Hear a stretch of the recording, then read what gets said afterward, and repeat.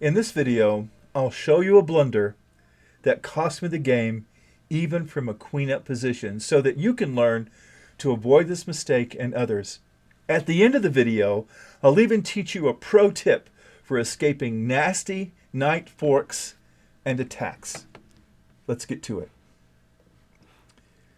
We start with the king's pawn up, and my opponent responds to the queen's pawn. I pass it. I have in mind going here so that I can, protect it that way. But he had a different idea. He advanced his pawn, and that's a good thing. The Scandinavian defense that he's going with, and so I advanced my pawn to stop his advance, and then he protects that pawn because it was protected by the queen. But still, if I got two pieces on that, then I could take it. So then I put my bishop up, start getting my pieces out to develop the board. He gets his knight out to attack this.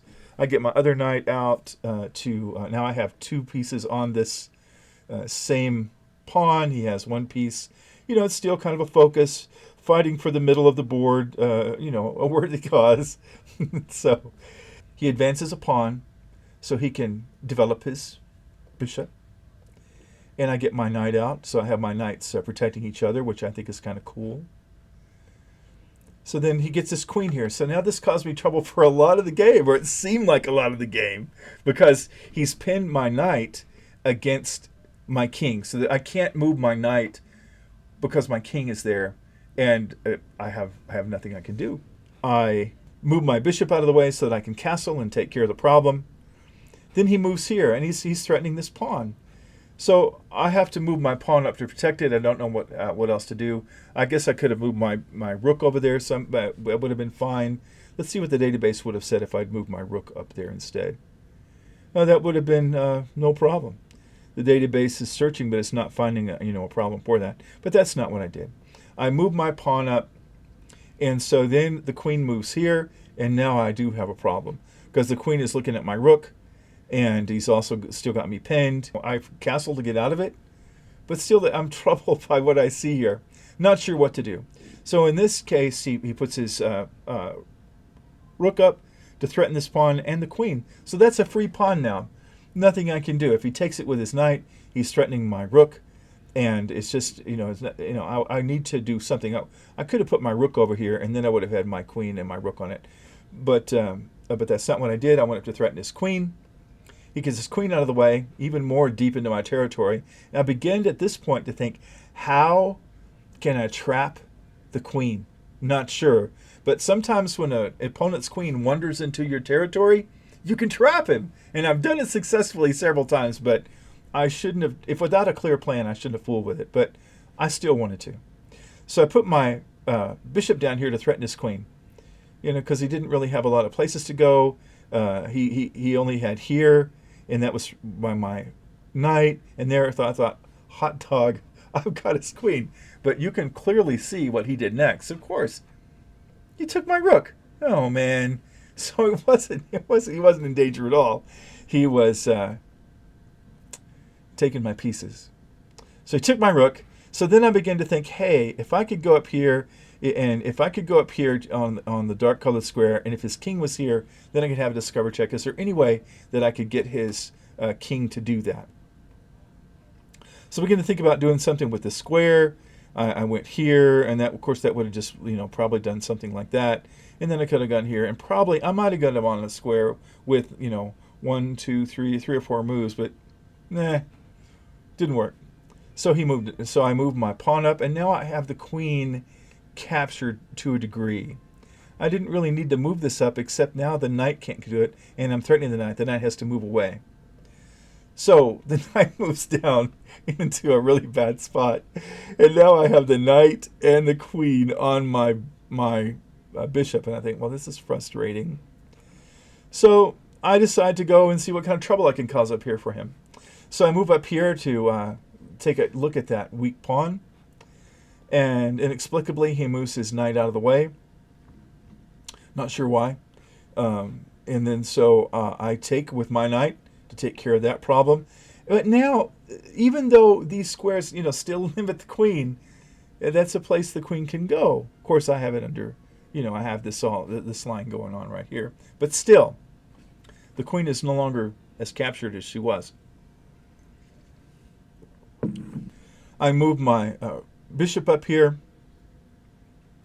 Just, take a really good serious look at that pawn, because this rook is smothered. There's no way that rook could escape if I could have got my knight up there. But instead, he moves a pawn up to threaten my bishop. My bishop is no longer looking at that anymore. It's done for, basically. And so then I move my queen here, because I'm going up here to threaten checkmate. And that's called a brilliant move. Call a press conference. I don't get very many of these. Okay, so if that had happened, so he goes, he threatens here. But had he not done that, so then I take with the queen, and then he has to move here, and then I move here. He can move here. So then I would move here, and I think that's checkmate. Yeah, that's what I should have done.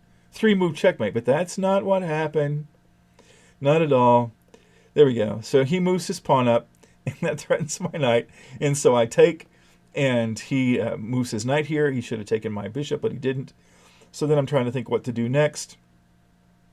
So I move my pawn up because I'm getting worried about this space down here. This isn't going my way. And so he moves his knight here. Well, that completely gets my queen out of the action for this pawn. So I finally get my bishop out of the way, and I'm threatening his knight, trying to find some way to surprise attack his queen and take care of the queen, which wasn't a really good plan. So I finally get my bishop out of the way, and then I move this pawn up. Why not? It's going to put him in check. And he moves out of check. Finally, he's on the green, or I'm on the dark-colored square. So I thought, great. Got him on the dark-colored square. Is there any way that I could get this knight out of the way and then go take here, and then he would be bye-bye queen? Go ahead and take that, but he didn't do it. So I moved my bishop up here, threatening to take this pawn. I thought maybe he would take this or something, and then I could take. I don't know. He didn't do it, so I moved his queen up. So now his queen's protecting this pawn, but then I realized, oh my goodness, the king and the queen are on the same diagonal. So all I had to do was protect this pawn, and I could take his queen, and that's exactly what happened. I took his knight to get it out of the way. He takes. I move here. And I'm getting ready to either go here and threaten his rook, or somewhere so that I can cause trouble, or go here, put him in check. I wasn't sure where to go. So when he did that, I decided I knew where I wanted to go. And so I went right there to pin his bishop. Nothing his bishop could do. And then he takes. Finally, he takes. So now I could have had a little surprise thing. But instead, I had another surprise. So I put his king in check while I forked his queen. He took my bishop. I took his queen. So now I'm up a queen. And it's from this point I lost the game. All right, he moves his king out of the way. And then I go here and take a pawn. He takes. And one of the things here is a key thing. If you have castled on the short side, keep in mind that if your opponent still has a dark squared bishop and a rook, he can checkmate you by just protecting the square and getting on the back rank. Well, I wasn't thinking of that. I was just thinking, hey, I got a queen. I'm mean. It didn't work out. So I can't believe I said that. Sorry. Anyway, so I just started to start advancing my pawns, and then I realized, well, I can't go here because it's got 2 pieces on that square. I can't go there. But if I could get this pawn up here, then I could go there and maybe accomplish something. Not sure. Still not sure it would accomplish much. So he puts his bishop here, and I should have realized what was going on. I wasn't thinking about it. Just wasn't thinking what he could do to me, and yet he was thinking about that, I believe. So he comes here to threaten this pawn, and so I get another pawn up. I should have moved this. If I'd moved my queen up there, then I could have threatened this square here, but I didn't do that. So he puts his rook down there. It's a good move. I moved my queen here. I don't know why I did. I was thinking maybe of putting this pawn up here and causing trouble, but all he had to do was take that. It was just nothing. So he takes my pawn. So I moved this up to threaten the bishop a little bit. Didn't work. He's threatening my queen, so I move here. And the database, of course, had some different ideas for me. He moves here, and now he's getting really close to causing trouble. Look what he's got. He has 2 rooks all of a sudden on this pawn. Well, that's not good. We're talking pretty serious checkmate troubles. So I decide to go up here and cause him trouble up above. I move my rook here to protect this pawn. Didn't really need to do that. I had other options. So now he moves here to threaten my rook, but I see a way that I can go up here. Depending on what he does with this king, I can threaten this rook and see if I can protect this square here. Maybe trade my rook for a bishop. So I move up here and put him in check. Then I take his pawn. He takes my rook. I take his rook. So that's really pretty decent. If I had realized how important that square was, I might have been able to win the game. If I'd started advancing this pawn, I could have just started advancing this pawn, and he'd had to trade something important for it. But I didn't. That would have been 1, 2, 3, 4, 5 moves. But instead, he got his bishop out of the way. I got my queen over here to threaten this bishop because he can't move the bishop because I'm going to get his rook. And so he moves his king over to protect the bishop. Nice move. And so I move a pawn up. I'm going to get this bishop because he can't move it. What I didn't think of is he's just going to go here and there, and it's going to the game over. So yes, he goes here. Now at that point, what I should have done is I should have moved here. He would have moved there. I would have got the bishop, and I could have kept the game going a little ways. But I didn't do that. Instead, I took the bishop, and I thought, yay, I'm up another couple of points here. And then he goes here, and the game's over. I was so surprised that the game was over. Matter of fact, when it happened, I didn't realize that he won the game. I was in a hurry. Things were going on. I turned the computer off, went to bed, and I laid there asleep, and I thought, wait a minute. I'm not sure I won that game. So when I got back to look at the thing, I didn't win the game. He won the game. So that was very frustrating. So, but it was a great game. I had a lot of fun playing the game. And this brings us to our bonus section. Here's the bonus. When you get attacked by the knight, you're attacked and you're on a dark square. The knight is attacking the rook on the dark square. So if the rook moves to a different colored square, then the knight can attack again. The trick is to move to this the same colored square, and then the knight can't attack. So let's go back.